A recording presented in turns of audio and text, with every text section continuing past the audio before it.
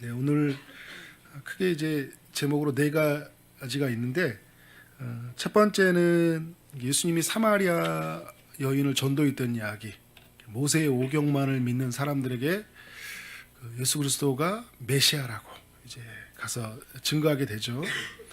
두 번째는 이제 우리가 이제 맞다 들으면서 사는 사람들 있죠. 이 시대의 종교다운주의자들. 모든 종교에 구원이 있다. 진리는 이제 많다. 이렇게 외치는 사람들에게 우리가 어떻게 복음을 전해야 되는지를 살펴보고, 세 번째는 우리 불교 신자들이 우리 주변에 있어요. 우리 가족 중에도 있고 그들에게 어떻게 복음을 나눌 수 있을지. 또 네 번째는 이슬람 교도들이 있죠.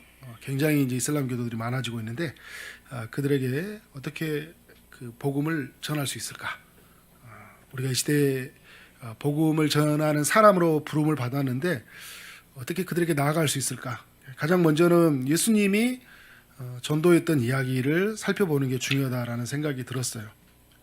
가장 대표적인 장이 있다면 요한복음 4장이라고 할 수 있어요. 예수님의 그 전도했던 이야기, 그 사마리아에 찾아가서 전도했던 이야기이죠. 전도하기에는 가장 힘든 조건을 다 가지고 있는 곳이 사마리아예요. 유대인들이 상종도 하지 않는 사마리아 사람들이잖아요. 그 경계선을 예수님이 넘어가요. 이 여인은 사마리아에서 어떤 여인을 만납니까? 5번 이혼한 여인이고 지금 살고 있는 남자도 사랑하지 않는 여인, 매우 갈급한 여인이었죠. 그리고 세상이 그를 주목하지 않고 비난하고 정죄하고 판단했던 그런 사람인데 예수님이 그 여인과 만남을 가져요. 당시 사회는 가부장적 사회였거든요. 남성 우월주의적인 남자가 여자에게 다가간다. 그러니까 그 여자라는 이 존재가 거의 막 종처럼 이루어진 그런 이런 시대였잖아요. 그래서 남자가 여자에게 말을 거는 것도 쉽지 않은. 그리고 여러분, 전도하기는 최악의 조건이죠. 뜨거운 정오의 시간에 전도를 했으니까. 지금 우리에게 이렇게 나가서 전도하라 한다면 난 절대 못한다고 그럴 거예요. 뜨거운 여름 때 그 당시 날씨가 한 40도 정도 되니까요. 정오 때 되면. 그리고 내가 가고 싶지 않은 땅에 만나고 싶지 않은 사람, 그죠? 내가 남자인데, 내가 높은 위치인데, 막 이런 어떤 여러 가지 어떤 생각들, 이런 것들이 전도하지 못하도록 막을 수 있잖아요. 이 시대에도 우리를 전도를 방해하는 게 얼마나 많이 있는지 몰라요. 우리가 가지고 있는 사람들의 가지고 있는 선입견, 그런 편견들이 가지고 있어서 저 사람에게는 복음을 주고 싶지 않다. 저 사람은 안 될 것이다. 그리고 이런 시간에 누구를 만날 수 있을 거냐. 이런 어떤 우리의 가지고 있는 생각들이 있어요.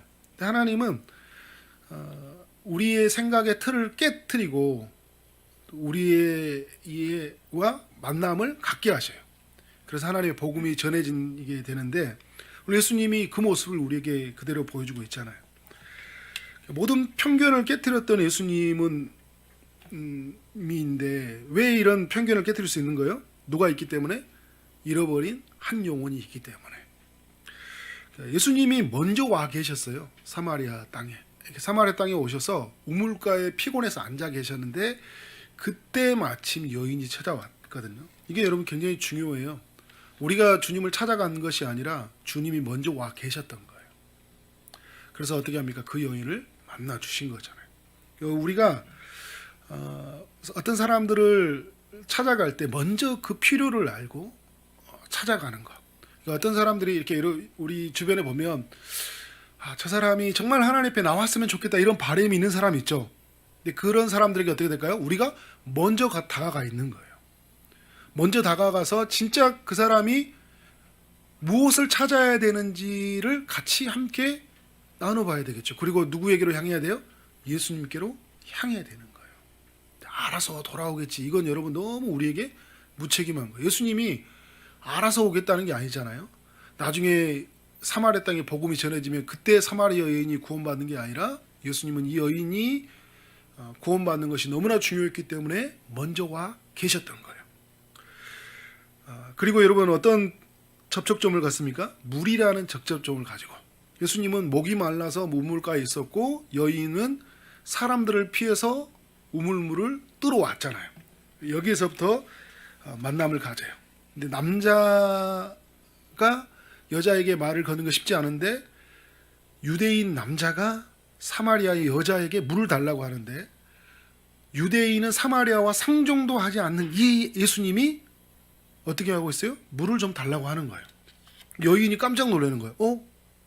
왜 우리 상종도 하지 않은 당신이 나에게 물을 달라고 하십니까? 라고 하면서부터 어떻게 돼요? 대화가 시작이 되어지는 거예요. 대화가 시작이 되어지면서 예수님이 내가 누구인지 알았으면 생수를 줄 것이다 했더니 여인이 막 갑자기 딴소리를 해요. 누가 생수를 줄 것입니까? 당신이 야곱보다 더 큰 사람입니까? 막 이렇게 가는 거예요. 근데 여인에게 점점 변화가 일어나요. 처음에는 당신이라고 했다가 예수님을 향해서 야곱보다 더 큰 사람입니까? 그러니까 그들이 유대인이었고 그리고 사마리아인이었는데 그 이전에 보면 그들은 야곱의 후손들이었잖아요. 야곱의 후손들이었는데 그의 조상을 꺼내면서 야곱보다 더 큰 자입니까? 말한 것은 족장, 그러니까 선지자와 같은 그런 존재가 아닌가라는 의구심이 확 드는 거예요. 예수님이 뭐라고 하냐면 네가 주는 물은 목마르거니와 내가 주는 물은 목마르지 않는다. 영원히 목마르지 않는 물이 될 것이다. 라고 예수님이 물을 주겠다고 이야기를 하는 거예요. 그러면서 이 여인과의 이제 대화가 이어지는데 그때 예수님이 갑자기 어떤 이야기를 꺼냅니까? 남편 이야기를 꺼내는 거예요. 내게 있는 남편이 5이고 지금 있는 남편도 남편 같지 않다. 이런 이야기를 꺼내는 거죠. 상처 이야기잖아요.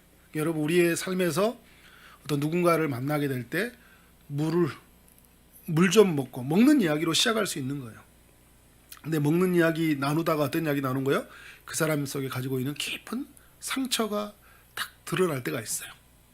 왜 그런 삶을 살았는지, 그리고 그 안에서 자기의 가지고 있는 공허함, 애로움, 또 사회적 편견, 시선 이런 것들에 가지고 있는 그런 열등감, 상처들이 이제 드러나잖아요. 이런 이야기를 쭉 나누는 중에 여인으로 하여금 여러 이제 질문이 꺼내지게 돼요. 이렇게 대화가 이루어지는 과정 속에서 왜 당신은 유대인인데 사마리아인 여자인 나에게 물을 달라 하나이까 이렇게 질문하다가 당신은 야곱보다 더 큰 사람입니까? 라고 질문하다가 어떻게 합니까? 갑자기 그녀가 궁금했던 예배의 이야기가 전환이 돼요. 사람들마다 여러분 우리가 이 기독교를 다 비판하지만 마음이 열리면 궁금한 게 있어요. 그 부분에 대해서 한번 질문해 보고 싶은 거예요. 우리도 여기서 예배를 드리고 유대인도 예배를 드리는데 하나님은 어디에서 드리는 게 맞는 것인가라는 그런 의구심이 있었거든요. 그걸 이제 마음이 열리니까 물어본 거잖아요. 예수님이 어떻게 대답을 합니까? 예루살렘도 아니고 사마리아도 아니고 예배할 때가 오나니 이때라. 예수님이 그러면서 뭐라고 하냐면 하나님이 영이시니 예배하는 자는 영과 진리로 예배할지니라. 어디서라고 예배를 물어봤는데 예수님은 어떻게라고 대답을 해주는 거예요. 지금 이스라엘 백성들과 사마리아 사람들은 늘 어디에서 드리냐, 교회에서 드려야 되냐, 어디에서 드리냐, 늘 이런 거였어요. 그런데 어떻게 드리냐는 거예요. 이게 방법론이 아니라 그의 마음의 중심이 어디냐라는 거예요. 영과 진리로. 예전에 개역 한글 성경이 훨씬 좀 더 은혜로워요. 신령과 진정으로 예배를 드리라고 하잖아요. 그러니까 하나님 앞에 예배를 이렇게 드리는 사람을 찾고 있는 거다라고 이제 대답을 하는 과정에서 이제 여인이 이 마음이 확 열리게 돼요. 그래서 그 여인이 예수님을 이제 메시아로 만나게 되는 거죠. 그래서 우물의 물에서 예수님이 주는 목마르지 않는 물로 가게 되고 어디에서 예배하는가가 아니라 어떻게 예배하는 자로 가게 되고 메시아를 찾아요. 그러니까 어떻게 영과 진리로 예배할지니라 말하니까 메시아가 오면 그것을 알게 될 것입니다 라고 여인이 말을 해요. 그러니까 예수님 뭐라 하니까 내가 그라 이야기를 해요. 내가 바로 너희가 찾던 메시아다. 그러니까 여러분 사람들은요 다 신에 대한 갈망이 있어요. 우리 이게 종교에 가지고 있는 씨앗이라고 하잖아요. 칼빈이 말했다. 신을 찾고자 하는 마음이 있다니까. 어느 순간에 터뜨리면 신을 찾는다니까요. 그때 뭐를 말하는 거예요? 당신이 찾는 바로 예수가 우리가 믿는 예수입니다. 당신이 찾는 신은 바로 우리가 믿는 예수입니다. 라고 어떻게 된 거예요? 같이 연결을 시키는 거잖아요. 예수님은 이 사마리아 여인의 전도 이야기를 통해 우리가 어떻게 복음을 전해야 되는지를 요한복음 4장에서 매우 잘 설명해 주고 있는 거예요. 그러니까 물로 시작해서 먹는 이야기, 상처 이야기, 공허하고 힘든 이야기, 그다음에 영적인 이야기, 어디서 예배드리냐, 막 이런 이야기가 발전이 되잖아요. 그리고 누구 이야기로 흘러갑니까? 예수님 이야기로 가는 거예요. 사도행전 2장에 제가 자주 나오는 이야기지만 사도행전 2장에서 그들의 죄를 지적하거든요. 자기가 죄인인지 알게 됐을 때 그러면 어떻게 하면 이 죄를 벗어날 수 있을지에 대해서 향하게 돼요. 자기에 대한 정확한 인식이 생기는 거예요. 내가 얼마나 공허하고 비어있는 상태인지, 그리고 이것이 무엇으로 말미암았는지, 죄로 말미암았다. 그러면 이 죄는 무엇으로 해결될지라는 질문이 생기는 거니까요. 그래서 어떻게 될까요? 주님을 찾는 거예요. 우리에게 이런 이야기가 필요하다라는 거예요. 우리 주변에 있는 사람들이, 저는 그런 생각이 들어요. 수없이 많은 사마리아 여인과 같은 사람이 있다. 그런데 우리 이 땅에 살아가는 사람이 그 편견을 깨고 사마리아 여인에게 찾아가는 사람이 많지 않다. 너무 개인주의화 시대가 됐잖아요. 나를 포장하고 나를 가꾸고 나에게 투자하고 나의 성공, 나의 앞길, 이런 것들을 생각하고 살아가는 사람이 있지만, 오늘 또 잃어버린 영혼들, 오늘 사마리아 여인처럼 공허하고 힘들고 대낮에 물을 뜰 수밖에 없는, 사람을 피해 다닐 수밖에 없는 이런 한 사람 한 사람을 찾아다니는 사람들이 없다. 그러니까 여러분, 우리 주변에 보면 엄청나게 힘든 소식의 뉴스들을 우리가 겪지 않습니까? 제가 우리 주일날 청년부 예배 때 우리 지체가 그런 표현을 했어요. 기도를 나누다가, 그러니까 지난번에 이제 일가족이 자살한 이야기를 꺼내면서 우리 죽을 수밖에 없는, 왜 이렇게 가난과 그 여러분들 생겨서 어떻게 돼요? 온 가족이 같이 함께 생을 마감하게 되는데, 저는 그런 생각이 들었어요. 그들에게 누군가가 찾아갔다면, 이 시대에 어떻게 보면 사마리아 여인이잖아요. 누군가가 찾아가서 복음의 소리를 들려줬다면, 그들의 그 빈곤과 그 고통과 고난의 소리에, 그 신음의 소리를 듣고 그것을 해결할 수 있는 이가 그리스도라고, 영원히 목마르지 않는 분이 주님이시라고, 부와 기는 다 주님께로 말미암았다는 것들을 알려주는 사람들이 있었어야 되지 않을까. 우리는 그런 또 사회적 뉴스를 보면서 그런 메시지를 발견한다는 생각이 들어요. 우리 모두가 그렇게 나가길 원합니다. 우리 주변에 사마리아 사람을 찾아갑시다. 오늘 또 굶주려 있는 영혼들, 복음을 기다리는 사람들이 찾아가는 우리 삶이 되길 원합니다. 그래서 2번부터 4번까지는 이제 우리가 해야 될, 우리 주변에 있는 사람들이에요. 첫 번째는 모세의 오경만을 믿는 사마리아 사람들. 근데 이들은 거의 불신자들이거든요. 모세의 오경만을 믿는다 같은데 거의 그것은 포장이고 실제로는 혼합 종교예요. 막 여러 종교를 믿는, 이게 북이스라엘 사람들은 종교 다원지라고 보면 돼요.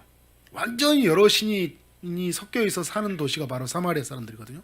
그러면 이 시대에 우리의 사마리아 땅, 종교 다원주의로 살아가는 사람들이 땅의 사람들처럼 이 시대에 그런 사람들이 너무 많이 있잖아요. 그러니까 지금 시대는 뭐 거의 종교 다원주의의 시대예요. 그러니까 이 종교 다원주의가 뭘 주장하는 거예요? 진리는 하나가 아니라는 거예요. 우리는 오직 진리는 하나님이시고 그의 말씀이고 예수 그리스도가 진리다. 진리는 하나다 이야기하거든요. 종교 다원주의자는 뭐냐면, 진리가 뭐냐? 진리가 여러 개이다. 그리고 진리가 기독교가 말하는 진리, 이슬람이 말하는 진리, 불교가 말하는 진리, 이런 진리들이 다 가지고 있는 거죠. 그러니까 모든 종교에 구원이 있다고 여기는 거예요. 하나님도 하나의 신이고 예수 그리스도는 사람이다. 소크라테스나 이런 공자와 같은 성인 중에 한 사람이다.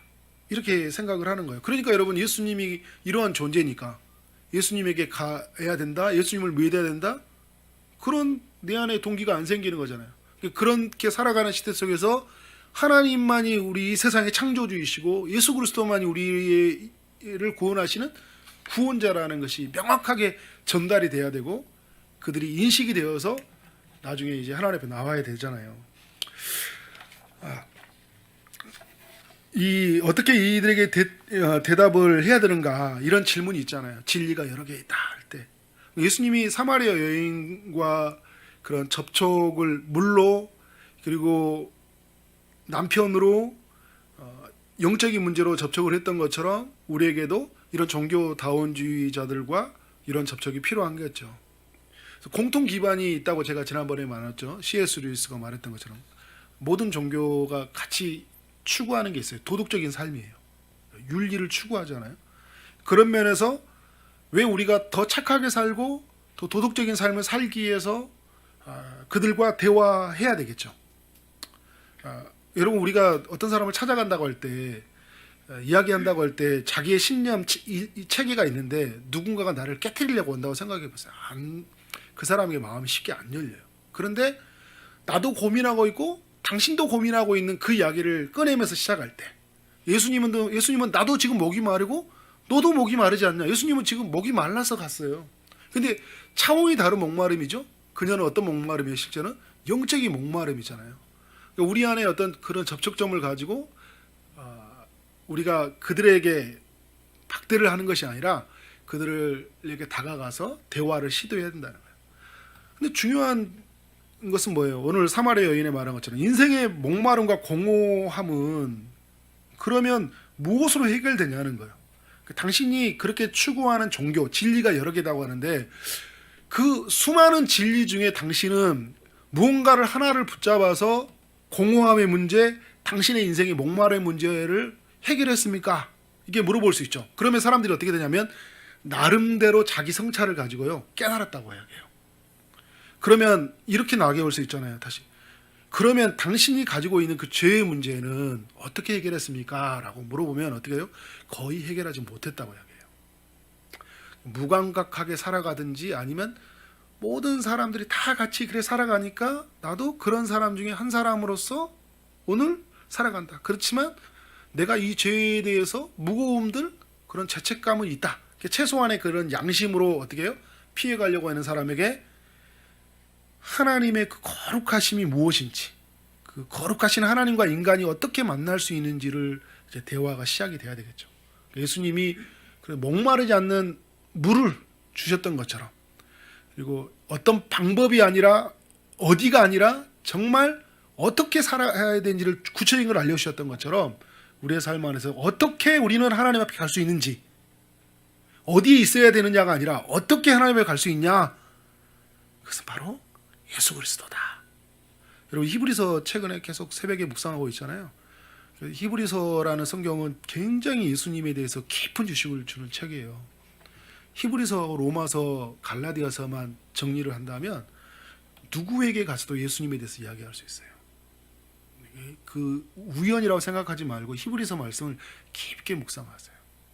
깊게 예수님에 대해서 묵상하고 예수님으로 말미암아니 우리의 죄가 해결된다. 오늘도 여러분 새벽에 계속 나누지 않았습니까? 어저께도 나누고. 그런 면에서 우리가 그들을 예면하지 않고 같이 만나서 이야기하면서 복음으로 이끌어 가야 되는 거예요. 자, 우리 또 하나 이제 3번에 보면 그럼 불교 신자들에게 복음을 전할 방법은 뭐냐? 그러니까 이제 조금 더 이제 깊게 들어가서 종교다원주의 중에 속에서 불교 신자들이 있고 그리고 이슬람 교도들이 있죠. 그들에게 어떻게 복음을 전할 것인가?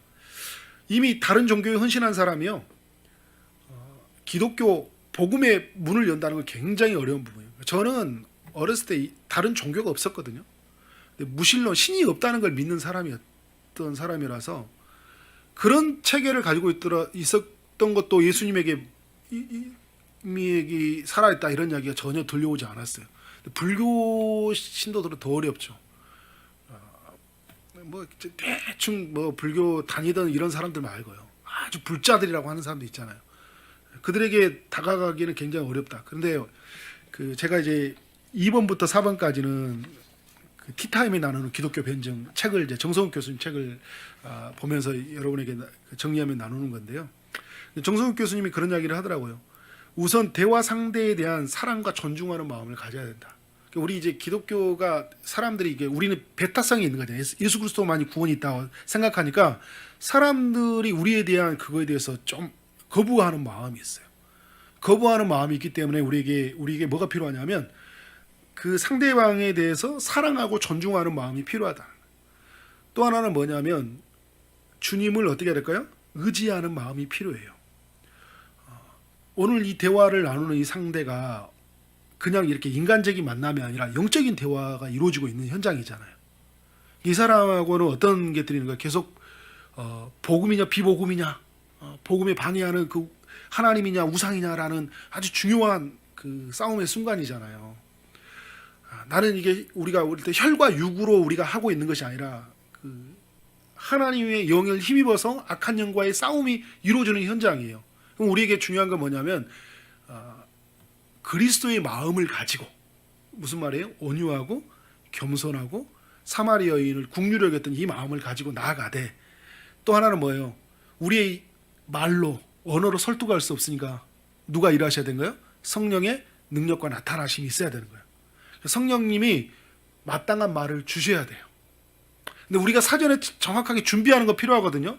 근데 우리 사람들이 아무것도 준비하지 않고 그냥 나간다. 이것도 너무 무모한 거예요. 여러분, 불교 신자를 전도하려면 어떻게 될까요? 불교에 대해서 알아야 되죠. 불교에 빠지라는 이야기가 아니에요. 불교가 뭔지를 알아야 될 거 아니에요. 그래서 상대에 대한 적절한 지식이 필요하다. 기독교와 불교를 좀 비교해서, 기독교는 창조의 섭리의 기초에서 직선적인 역사예요. 창조, 그죠? 창조했는데 인간이 타락했고, 그래서 하나님이 구원하셨고, 최종적으로 구원이 완성돼요. 예수님이 오셔서. 이게 직선적인 역사가 아니에요. 근데 불교는 뭐예요? 윤회잖아요. 돌고 돌잖아요. 윤회의 역사관을 가지고 있어요. 그래서 기독교는 한 번 죽는 것은 사람에게 정한 것이요, 그 위에는 심판이 있다고 말씀하잖아요. 그러니까 우리의 인생은 한 번으로 끝나요. 지금 이 땅의 삶은. 그러나 불교는 어떻게 돼? 환생이 이루어진다고 그래요. 그러니까 이 사람들은 지금 이렇게 잘못 살아도 다음에 잘 살 거라는 그런 믿음이 있다니까요. 그러니까 이게 이 사람을 아주 이 복음으로 이끌지 못하게 하는 힘이에요. 왜? 지금 이렇게 살아도 다음에 죽으면? 그러니까 여러분, 이런 것들이 있으면 어떻게 돼요? 생을 마감하는 것들이 어떻게 할까요? 쉽죠. 왜?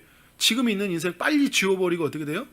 다음 생을 멋있게 살면 되니까. 그러니까 이 윤회적 이 가르침이 이게 환생이라는 게요, 사람을 묘하게 만듭니다.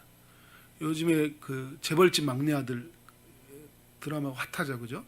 보면 어떻게 돼요? 지금 엄청 억울한 죽음을 당했는데 다시 환생했죠. 재벌집 막내 아들로. 그러니까 이런 드라마 속에서 메시지가 뭐예요?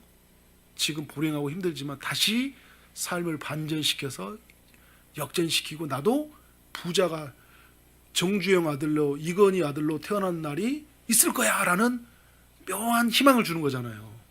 이렇게 된다니까요. 그러니까 이렇게 가지고 있는 사고들을 가지고 있는 사람은 어떻게 대화할 것이냐. 그러니까 우리는 여러분 초월적 신을 믿고 있지만 그들은 초월적 신을 믿지 않아요. 뭐만 믿냐면 깨달음이에요. 그러니까 인생을 깨달았다는 거예요. 깨달음으로 그들의 살아가는 그런 삶의 모습들이 있어요. 그래서 이 깨달음이란 뭐냐면, 석가가 출가를 하기 전에 인생의 허무함과 무상함, 덧없음을 이제 깨달았잖아요. 그래서 그가 고통이라는 걸 깨달아요. 근데 이 고통일 수밖에 없는 이유를 이제 그 고통에 그 이르는 마음을 집착이라고 하거든요. 그래서 고와 착이라고 그래요. 근데 고통과 그 집착으로부터 해방되는 것을 이 불교의 해방감, 불교의 구원이라고 하거든요. 고통과 집착으로부터 벗어난다. 그걸 이제 그들이 막 욕망을 벗어나기 위해서 열반에 이르고, 그래서 8정도의 삶, 8가지의 그 바른 삶이 있죠. 그런 삶을 살아서 구원에 이르는, 해탈에 이르는 과정을 계속 가지고, 또 여러분 그것은 이후에 환생을 통해 또 다른 삶으로 또 바뀌어져 가는 막 여러 그 묘한 것들이 그들 안에 있어요. 근데 여러분 이들과 함께 그럼 어떻게 대화하냐 할 때, 기독교가 우리가 같이 공유할 수 있는 감정이 뭐예요? 고통이죠. 우리도 어떤 고통이 있습니까? 로마서 8장 20절에 보면 피조물이 썩어짐의 종노릇에서 해방되는 것을 바라고 있어요. 그래서 우리 모두가 그 자유를 이루기를 바라는 고통이 있다니까. 여러분 우리에게 고통이 있죠. 죄가 찾아오는 이 고통 때문에 고통이 있거든요. 벗어나고 싶잖아요. 여러분 뭐 구속하고 얽매이는 것부터 벗어나고 싶잖아요. 그러니까 우리의 마음에서도 굉장히 그런 그 공허함, 인생의 무상함, 인생이 하루처럼 지나가고 그 장자가 말했던 것처럼 말이 그 문틈에서 보는데 말이 지나갔거든요. 그래서 나의 인생은 문틈으로 보는 것 같이 빨리 지나간다 그래요. 근데 우리 기독교에서 말하는 모세가 시편 90편에 말한 것처럼 그렇죠? 쏜살같이 하루처럼 지나가 버리잖아요. 이제 그런 고통, 무상함에 대해서 어떻게 돼요? 같이 공감할 수 있는 거죠. 우리에게도 참 그런 게 있다. 사도 바울도 오라 나는 공고한 사람이로다. 삶의 그런 공고함들, 나의 죄를 이기지 못해서 그것 때문에 좌절하고 고통하는 게 있고, 요한일서 2장 15절에서 육신의 정욕, 안목의 정욕, 이생의 자랑 때문에 우리 늘 끊임없이 싸우고 있고 오늘 또 그것 때문에 무너지고 있다라고 이제 같이 공유할 수 있겠죠. 그런데 여러분, 이런 고통과 집착으로부터 무엇으로 해방할 수 있냐 물어보는 거예요. 그러면 그 사람들은 이야기할 때 어떻게 해요? 그래서 열반에 일으켜서 8 정도의 삶을 산다. 끊임없이 욕망을 이겨내기 위해서 그렇게 자기를 수련하고 그 고행의 삶을 살아가잖아요. 그죠? 어떤 지침의 가르침을 가지고 거기에 이르려고 노력해요. 근데 물어보는 거죠. 과연 당신은 그런 삶에 이르렀냐? 이런 거예요. 결코 이루지 못했잖아요. 석가도 결코 이루지 못했어요. 그러니까 이 시대에 말했던 그 스님들 중에서 자기가 말하면서도 그 자기의 죄가 수미산보다 더 크다. 마지막에는 뭐냐면 죄가 너무 크다는 이야기밖에 하지 못해요. 동일해요, 우리와. 그러면 그 문제를 우리가 무엇으로 해결할 수 있겠습니까? 우리가 해결할 수 없습니다. 해결하기 위해서 하나님의 아들 예수님이 오셨다고 이야기하는 거죠. 그래서 예수 그리스도가 우리의 죄를 위해서 죽으셨다. 그래서 예수님이 오셨고 그는 우리와 함께 하신다. 신이, 우리가 여러분 신을 찾아서 가는 것이 아니라 신이 찾아왔는데 그가 우리와 함께 하시고 우리의 죄를 위해서 죽었고 우리는 그와 함께 다시 살아나는 기쁨, 죄에서 용서받는 기쁨, 그래서 진정한 게 우리가 자유에 이르는 기쁨을 예수님을 만나면 우리는 경험하게 됩니다. 예수님만이 우리의 죄를 해결할 수 있는 유일한 길이에요. 그래서 우리는 다 양 같아서 그릇 행하여 각기 제 길로 갔거늘 여호와께서 우리의 무리의 죄악을 그에게 담당시키셨다다. 이사야 53장 6절에서 말하잖아요. 우리의 엄청난 수미산 같은 죄, 당신들이 말하는 이 죄를 예수님이 오셨는데 예수님이 우리의 죄를 담당하시고 우리를 위해서 죽으셨다라는 거예요. 우리에게 있는 죄가 어디로 갔냐는 거예요. 예수 믿는 사람에게 예수님에게 옮겨갔다. 이게 예수 믿는 사람들의 삶의 이야기다. 당신의 죄를 해결할 수 있는 건 결코 없으니까, 누구도 우리를 구원할 수 없으니까 예수님을 믿어야 된다라는 메시지를 탁 주고 어떻게 하는 거예요? 친절하게 나가지만 메시지는 강렬하게. 그래서 그 사람들로 하여금 돌아오게 하는 거죠. 자, 4번에 이슬람 교도들에게 그러면 우리는 어떻게 복음을 전할 것인가? 이 정성욱 교수님이 말하는 게 이슬람에 대한 정확한 지식을 갖추라 이야기를 하고 있어요. 거의 전문가적인 지식을 요구하더라고요. 우리가 여러분 막 이슬람 사람들이 엄청 혐오하잖아요. 우리는 그런 긴장감이 있거든요. 이슬람이 막 커진다, 막 이슬람이 막 종족 보존을 위해서 막 엄청난 막 인구로 늘려가잖아요. 그리고 전 세계에 막 문화 침투하고 막 지금 그 영국 같은 경우에는 뭐 프리미엄 축구 구단 이런 데서를 막 이슬람들이 들어가서 다 이제 그들이 구단주가 되고 그죠? CEO가 되고 막 이렇게 하면서 전 세계를 어떻게 하고 있어요? 이제 그 중심에 서 있고 그래서 이슬람화 시키고 있잖아요. 우리도 이제 이슬람들이 들어오니까 굉장히 거세게 반발하고 있어요. 근데 여러분 이게 뭐 반발하지 말라는 게 아니라 어떻게 그들이 무언지를 알고 반발을 해야 되는 거죠. 무조건 아니다라는 게 아니라 왜 아닌지를에 대해서 우리도 연구할 필요가 있는 거예요. 지난번에 우리 그 어디죠? 유럽에서 우리 선교사님 모셨던 분, 그 터키에서 온 그 김혜원 선교사님이죠. 그 선교사님이 같이 식사하는 중에 그때 그 이야기를 하시더라고요. 그러니까 우리가 이슬람에 대해서 너무 모르고 있다 이야기하는 거예요. 한국에 있는 교회가 너무 모르고 있다. 그냥 막연히 이슬람은 나쁘다 이렇게만 생각하는 거예요. 그러니까 이슬람에 대해서도 우리가 배워야 되겠죠. 근데 여러분 우리가 알아야 될 거 뭐냐면 배워야 되기 전에 우리가 믿는 게 뭔지를 정확하게 알아야 되잖아요. 그런 면에서 우리에게 그런 성경에 대한 깊은 성찰, 그다음에 교리적인 알미 필요하다니까요. 그래서 목사님 어려운 이야기 제발 좀 그만했으면 좋겠다. 막 이건 너무 그래서 히브리서에서 뭔 이야기 하냐면 초보의 신앙을 버리라고 이야기해요. 멜기세덱 같은 이야기 하니까 싫어해요. 그래서 히브리서에서 6장에서 이야기하는 거예요. 계속 초보적인 이야기만 좋아한다고. 단단한 음식을 먹으라 해요. 무슨 말이에요? 우리가 믿는 게 뭔지를 정확하게 알라는 거죠. 그리고 믿지 않은 세상이 무엇을 추구하는지 복음과 비교해서 어떻게 된 거예요? 복음을 선포해야죠. 그러니까 이슬람은 보면 우리는 여러분 삼위일체 하나님을 믿죠. 하나님, 성부 하나님, 성자 예수님, 성령 하나님을 믿어요. 그런데 여러분 이슬람은 알라를 믿습니다. 그러니까 우리와 같이 가시라고 그래요. 그렇지만 그들은 알라라고 이야기합니다. 근데 여러분 이게 같은 알라가 아니에요. 우리는 삼위 하나님을 믿는 거잖아요. 삼위 하나님의 신앙 고백을 해서 우리가 여러분 사도신경에 보면 삼위 하나님의 신앙 고백을 하는 거잖아요. 우리는 삼위 하나님을 믿는 거예요. 그런데 그들은 알라를 믿는다고 그래요. 여기서부터 틀리죠. 그리고 기독론은 예수 그리스도를 말하는 거예요. 예수 그리스도를 뭐라 하냐면 우리는 본성상 예수님은 하나님이라고 그래요.